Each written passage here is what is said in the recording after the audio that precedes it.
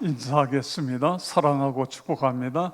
사랑하고 축복합니다.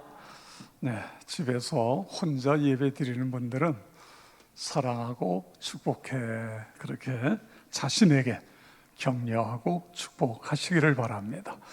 추석 연휴 잘 지내셨습니까? 10월달 맞이했는데 10월에도 하나님의 크신 은혜와 복이 넘치기를 축복합니다. 지난주에 세종대왕이 한글 창제, 이것이 그분의 사명이었다, 이런 말씀을 드렸습니다. 돌아오는 금요일 날이 한글 창제 574년이 되는, 그러니까 한글날 574회가 되는 날입니다. 한글이 창제돼서 574년의 시간이 흘렀습니다. 그런데도 이 조선시대에는 한글보다는 한자어를 더 중요하게 여기고 사용을 했습니다. 그러다가 일제 치하에서는 일본 말을 억지로 배워야 했고 사용해야 되는 그런 시대가 있었습니다. 오늘날 한글이 이렇게 발달되어지고 세계화되는 데는 기독교의 영향이 절대적입니다. 선교사님들이 이 땅에 들어와서 신자들에게 성경을 읽히고 가르쳐야 되는데 한자는 어렵잖아요. 그래서 성경을 한글로 번역했습니다. 한글로 번역을 했더니 신자들이 성경을 읽고 공부하기 위해서 한글을 열심히 공부했어요. 이것이 한글이 이 땅에 정착화되어지고 문맹률을 낮추는 것이고 또 한글의 세계화로 뻗어나가는 그런 놀라운 역할을 한 것입니다. 그런데 안타깝게도 한글의 오남용 또는 한글의 파괴, 이런 이야기들을 듣고 있습니다. 여러분, 우리의 선배들이 그렇게 했던 것처럼 우리는 한글을 자랑스러워하고 그리고 이 한글 발전에 나름대로 열심히 노력해야 돼요.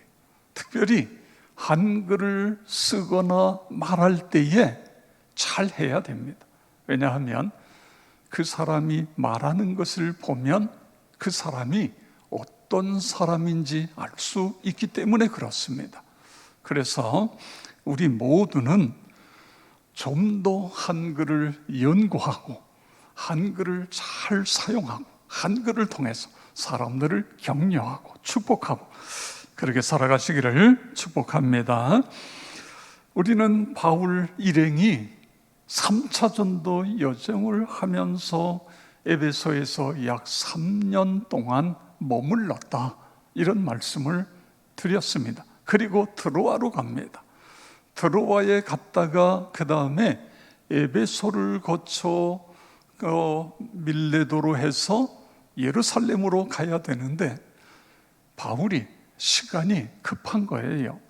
그래서 본인이 밀레도로 내려오고 에베소에 있는 장로님들을 그곳으로 오게 합니다.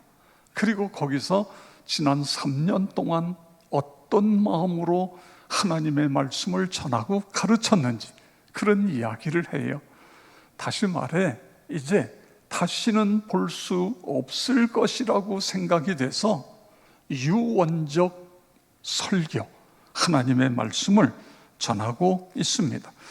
사도행전 20장 23절 24절에 보면 오직 성령이 각성해서 내게 증언하여 결박과 환난이 나를 기다린다 하시나 내가 달려갈 길과 주 예수께 받은 사명 곧 하나님의 은혜의 복음을 증언하는 일을 마치려 하면은 나의 생명조차 조금도 귀한 것으로 여기지 아니하노라. 그리고 밀레도에서 에베소 장로님들과 서로 부둥켜 안고 울면서 그러면서 헤어지죠. 이제 배를 타고 바울이 예루살렘을 향하여 가는데 예루살렘에 가기 전에 가이사랴라는 곳에 도착하게 됩니다. 우리 지도를 좀 볼까요? 드로아에서 쭉 내려와서 에베소를 가야 되는데 에베소에 가지 않고 그 밑에 밀레도로 갑니다. 그리고 에베소 장로님들을 그곳으로 오게 하고 밀레도에서 다시 배를 타고 쭉 와서 가이사랴. 이 가이사랴라는 것은 로마 총독이 거하는 것이죠. 이 유대 전 지역을 담당하는 총독이 거합니다. 그런데 거기에 7 집사 중에 빌립 집사의 고향이 저 가이사랴입니다. 여러분, 7 집사 중에 우리가 잘 기억하는 인물이 스데반 집사님, 순교를 당한 스데반 집사님이 있고, 그 다음에 빌립 집사가 있죠. 빌립이 성령 충만해서 사마리아 지역에 가서 복음을 전합니다. 기적이 일어나고 능력이 나타나고, 그래서 제자들이 다시 거기 내려와서 세례를 베풀고, 그러면서 이 사마리아 지역에 복음의 문이 활짝 열리는 거지요. 그리고 빌립은 성령에 이끌려서 예루살렘으로부터 이제 그 광야, 거기서 에티오피아의 여왕의 내시, 간다게의 내시를 만나 세례를 줍니다. 말씀을 전하고 세례를 베풀어요. 그리고는 그는 자기의 고향 가이사랴에 와서 거기서 복음을 전하는 것입니다. 이 가이사랴가 그런 곳인데, 저는 이 말씀을 묵상하면서 그 아버지의 그 딸이다, 이런 생각을 하게 돼요. 성경 21장 8절 9절을 보시죠. 이튿날 떠나 가이사랴에 이르러 7 집사 중 하나인 전도자 빌립의 집에 들어가서 머무니라. 그에게 딸 넷이 있으니 처녀로 예언하는 자라. 아멘. 빌립에게 딸이 4명이 있는데 이 4명이 예언을 하는 자라, 이런 말씀인 것입니다. 여러분, 자녀는 부모를 닮습니다. 부모가 열정적이면 자녀들도 열정적이 되어집니다. 부모가 신앙이 좋으면 자녀들도 열심히 신앙생활을 합니다. 부모가 헌신적이면 자녀들도 그렇게 닮습니다. 부모가 희생적이면 자녀들도 희생할 줄 아는 사람으로 커가는 것입니다. 우리 교회에도 3대, 4대가 함께 예배를 드리는 가정이 많아지게 해 주시옵소서. 여러분, 기도할 때마다 그 기도 꼭 하시기 바랍니다. 할아버지 할머니의 신앙이 대를 이어서 부모에게, 그리고 그 자녀 손들에게 그렇게 되는 것입니다. 주일날마다 여러분 생각해 보세요. 이곳저곳에서, 푸른 초장에서 또는 식당에서 또는 교회 뜰에서 사랑하는 손자 손녀가 할아버지 할머니 품에 안기고, 이런 모습들, 그러면서 이 신앙이 대를 이어 신앙이 이어지는 이런 모습이 이 얼마나 중요한 모습입니까? 사람들은요, 너나 할 것 없이 편한 것을 좋아합니다. 신앙생활도 편하게 하려는 거예요. 그래서 교회에서 조금 멀면 쉽게 교회를 옮기고, 이런 경향이 있습니다. 그런데 여러분, 나무를요 옮겨보세요. 다시 뿌리를 내리는데 몸살을 하게 되는 것입니다. 한 군데서 깊이 뿌리를 내려야 그 나무가 건강하게 자라고, 그리고 그뿐만 아니라 큰 제목감이 되는 것입니다. 그런 것처럼 우리 이 어른들이 자녀들에게 이야기해야 됩니다. 역촌교회는 할아버지 할머니가 신앙생활을 한 것이고, 너희 부모님이 신앙생활한 것이고, 그리고 너희들이 신앙생활해야 될 곳이다. 그리고 부족한 부분이 보이면 그걸 우리가 함께 채우도록 노력하자. 그래서 자자손손이 우리 교회를 통해서 복을 받고 영생의 기쁨을 누리는 것, 우리 그렇게 하자. 그렇습니다. 그렇게 되도록 여러분 힘쓰시기를 바랍니다. 이제 바울이 가이사랴에 있다가 그 다음에 예루살렘으로 올라갑니다.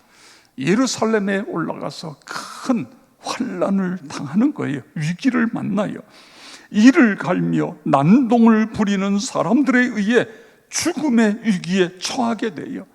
이 소식을 듣고 천부장이 군대를 이끌고 급히 달려왔습니다. 만약에 천부장이 조금만 늦게 와도 바울 사도는 거기서 순교를 당하는, 생명을 잃을 수밖에 없는 그런 입장이었어요. 그런데 이제 바울이 이 천부장의 군사들에 의해 끌려서 이제 그 부대 안으로 들어가게 되는데, 하도 난리니까 사람들이 우위로 이렇게 해서 바울을 해가지고 그 안으로 들어갑니다.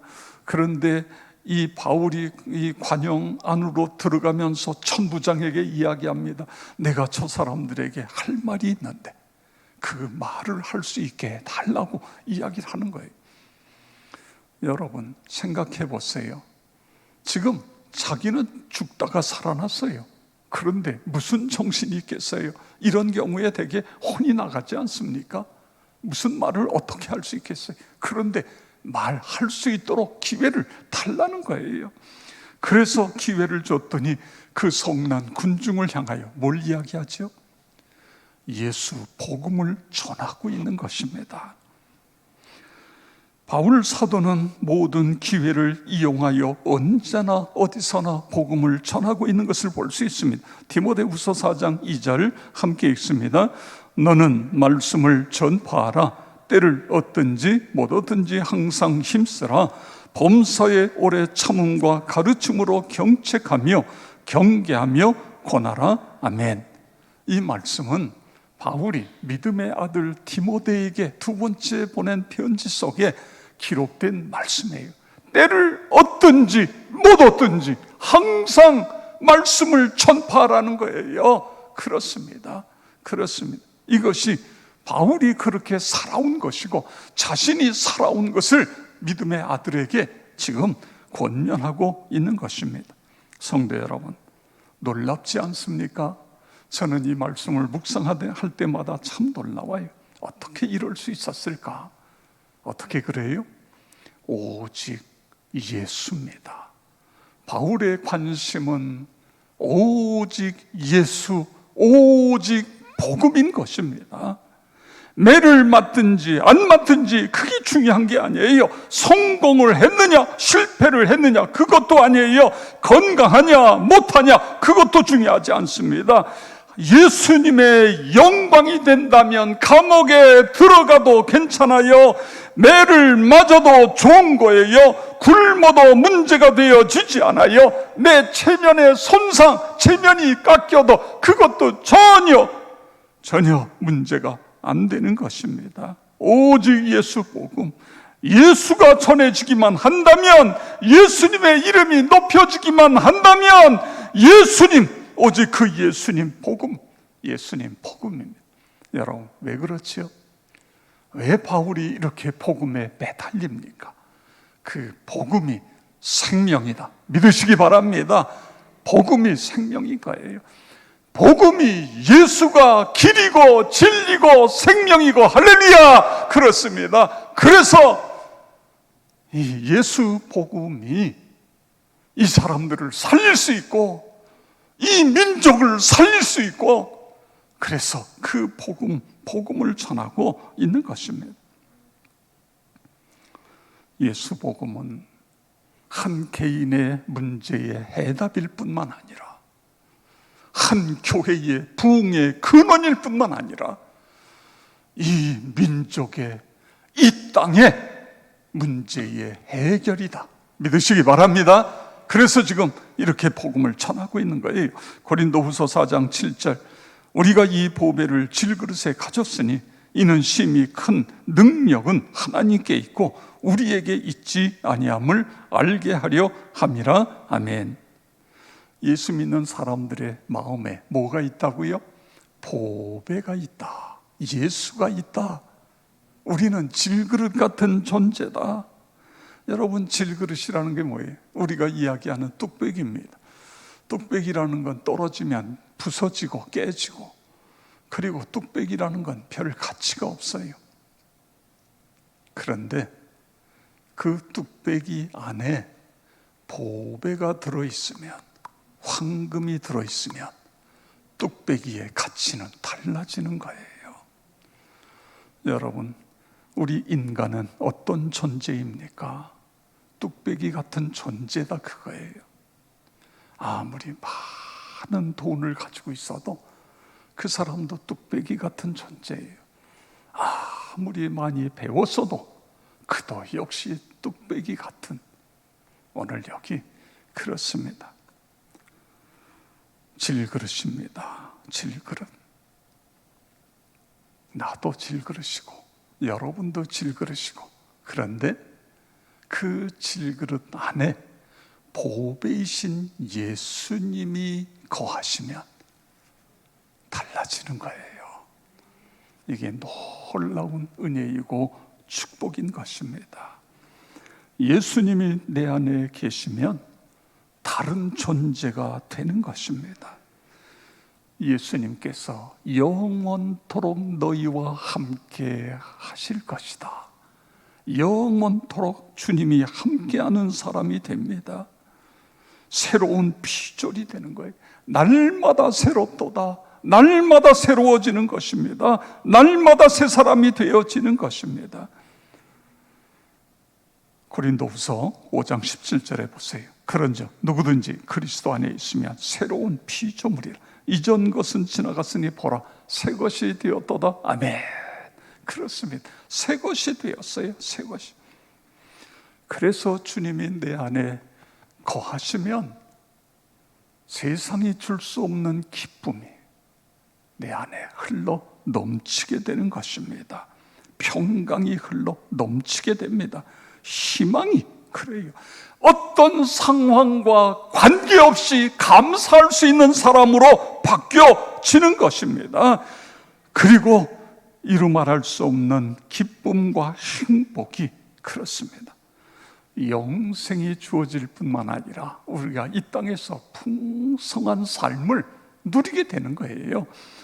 요한복음 10장 10절에 보세요.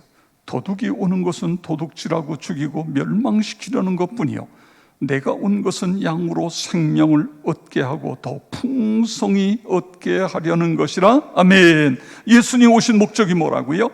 생명을 얻고 거기서 끝나는 것이 아니라 풍성한, 그렇습니다.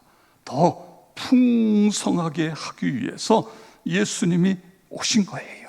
그래서 여러분, 예수님이 내 안에 계시면 어떻게 된다고요? 사방으로 우겨싸임을 당하여도 쌓이지 아니하고, 답답한 일을 당하여도 낙심하지 아니하며, 박해를 받아도 버림받지 아니하고, 거꾸로 뜨림을 당하여도 망하지 않는다. 할렐루야! 이것이 오늘 바울을 통해서 우리에게 주시는 귀한 하나님의 음성인 것입니다. 여러분, 예수 믿는 사람들 중에도 예수 믿으면서 돈이 더 중요하다고 생각하는 사람이 있어요. 자녀가 더 중요하고 출세가 더 중요하고 세상이 더 좋다고 하는 사람들이 있습니다. 예수를 믿으면서도 자기 방식대로 믿어요. 자기 고집대로 믿어요. 자기 좋아하는 대로 믿어요.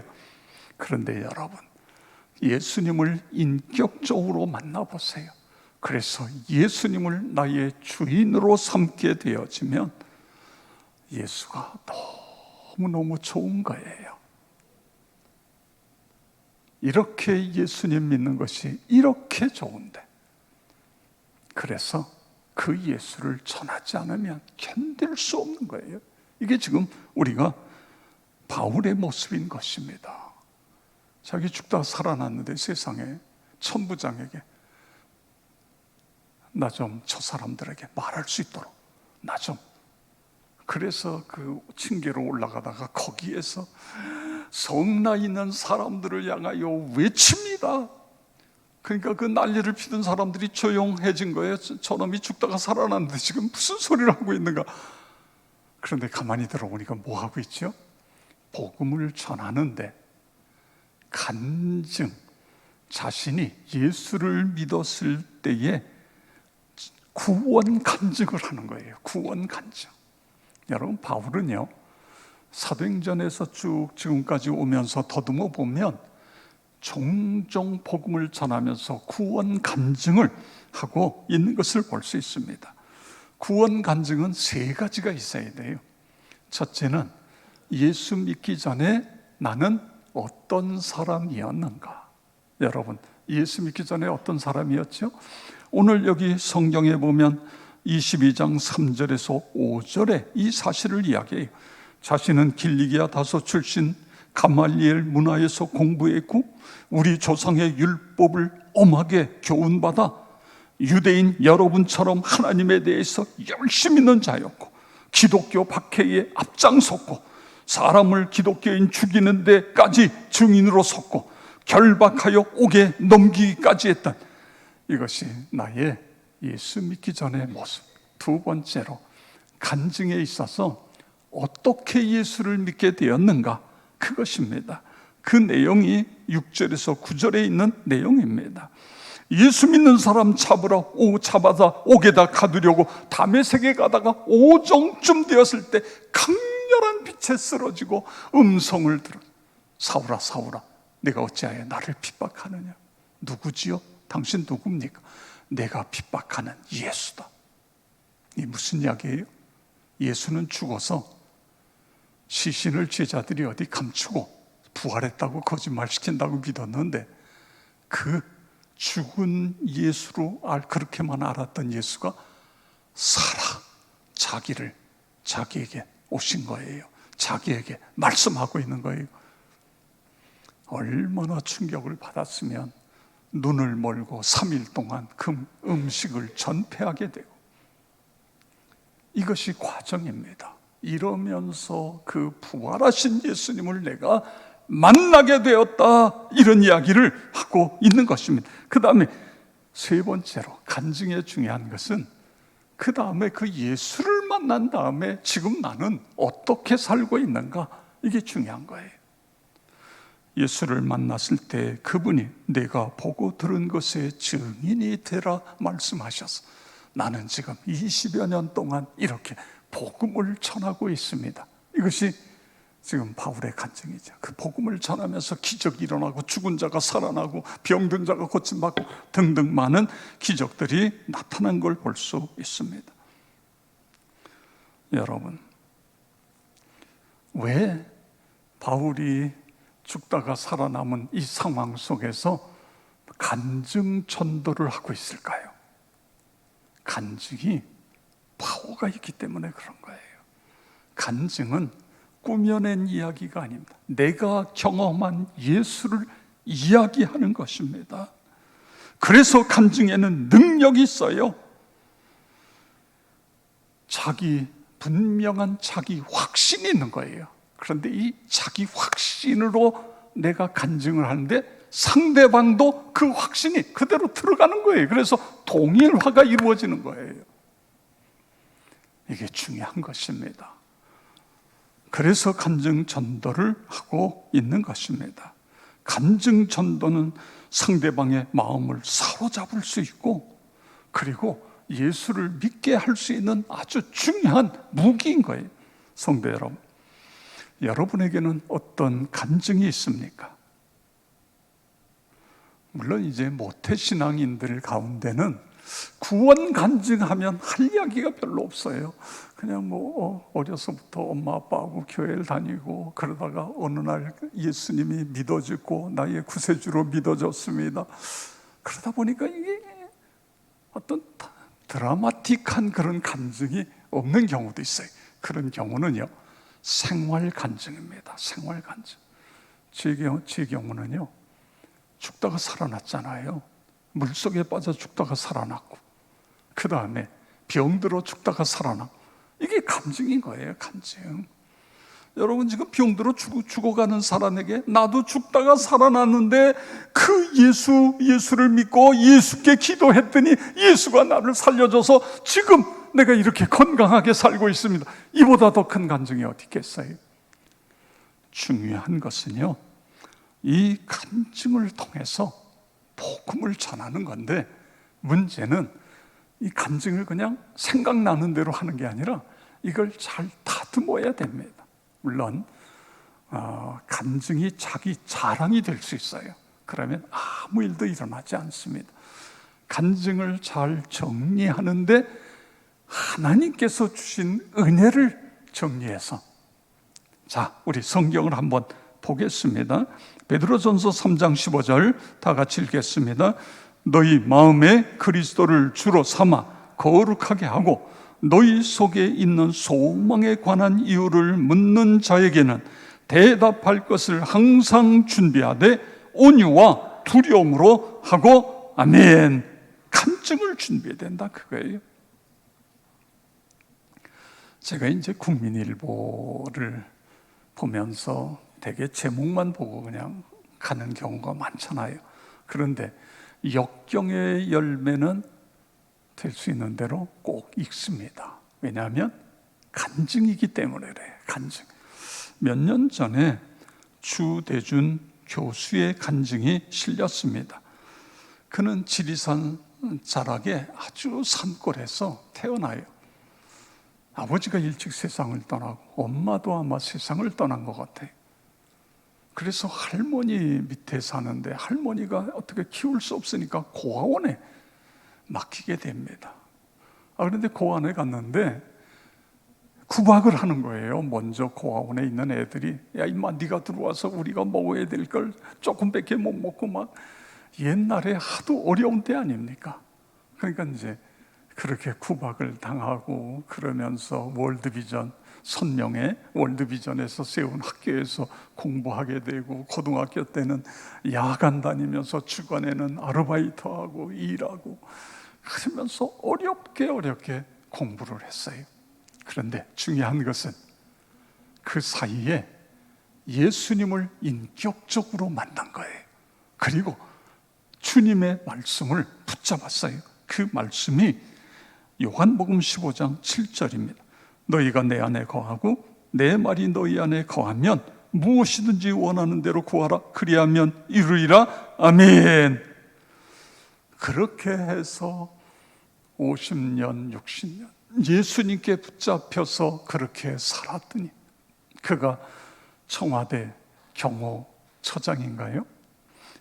거기에 오르게 되고, 그 다음에 카이스트 교수가 되고, 카이스트의 부총장이 되고, 서울인대 총장이 되고, 현재는 국가사이버안전연합회 회장이 되고.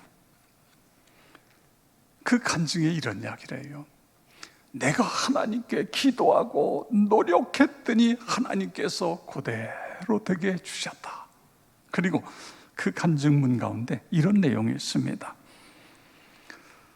내게서 예수를 빼면 마치 전기 코드가 빠진 전자제품과 같다. 예수 없는 나는 무용지물이다. 예수만이 내 인생의 전부다. 예수가 오늘을 있게 했다. 나는 여기에 오래 머물지 않을 것이다. 앞으로 더 놀라운 일들을 하나님이 허락하실 것이다. 나는 누구보다 비참한 환경의 비주류 인생이었다. 그런데 예수 만나서 그분이 내 운명을 바꿔 주시니까 나는 어떤 경우에도 기죽지 않았다. 주류 인생보다 더 누리는 주류로서 인정받으며 살 수 있었다. 이러한 내 경험, 내 노하우를 후배들에게 다음 세대에 전수하겠다. 이것이 내 인생의 후반전의 사명으로 생각하고 정진해 나갈 것이다. 너무너무 감동이에요. 감동. 성도 여러분, 기도할 때에 하나님 간증이 있는 삶을 살아가게 해 주시옵소서. 하루하루 날마다 간증이 있는 삶을 살아가게 해 주시옵소서.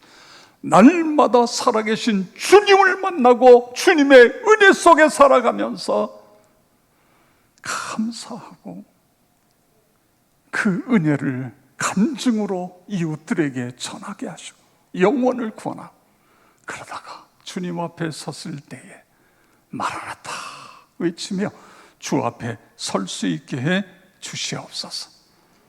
나와 여러분 모두가 그렇게 되어지기를 주의 이름으로 축원합니다.